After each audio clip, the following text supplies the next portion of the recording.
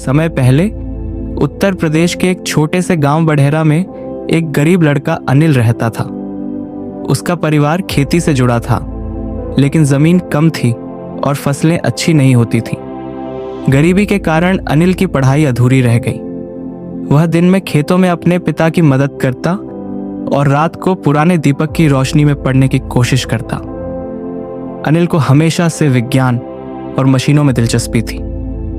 जब वह गांव के बाहर फैक्ट्री में जाते हुए बड़े ट्रकों को देखता तो सोचता, क्या मैं भी एक दिन ऐसा कुछ बना सकता हूं? लेकिन गरीबी के कारण उसे अपने सपने अधूरे लगते थे।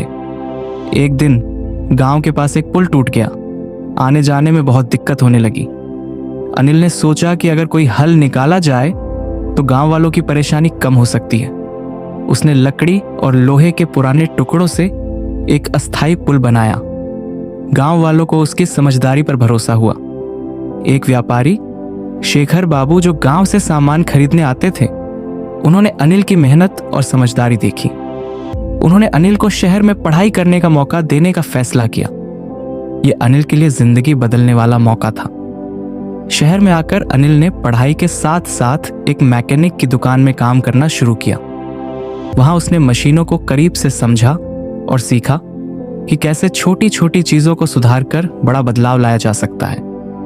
एक दिन दुकान में एक किसान आया जिसकी बैलगाड़ी का पहिया बार बार टूट जाता था। अनिल ने सोचा कि ऐसा पहिया बनाया जाए जो हल्का हो लेकिन मजबूत भी हो। उसने कुछ पुराने लोहे और रबर के टुकड़ों से एक नया पहिया डिजाइन किया। यह पहिया इतना मजबूत था कि किसान बहुत खुश हो गया और उसे गांव के दूसरे लोगों को भी इसकी जानकारी दी। धीरे धीरे अनिल के बनाए पहियों की मांग बढ़ने लगी। अपने दोस्त के साथ मिलकर एक छोटी फैक्ट्री खोली जहां सस्ते लेकिन टिकाऊ खेती के औजार बनाए जाते थे।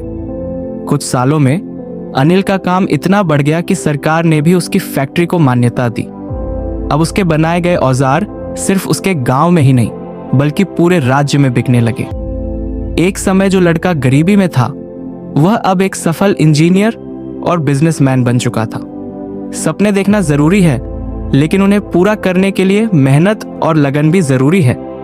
छोटे कामों को कभी छोटा मत समझो, वही बड़ी सफलता का रास्ता बनाते हैं। अगर आपके पास संसाधन नहीं है तो भी आपका दिमाग और मेहनत आपको आगे ले जा सकती है।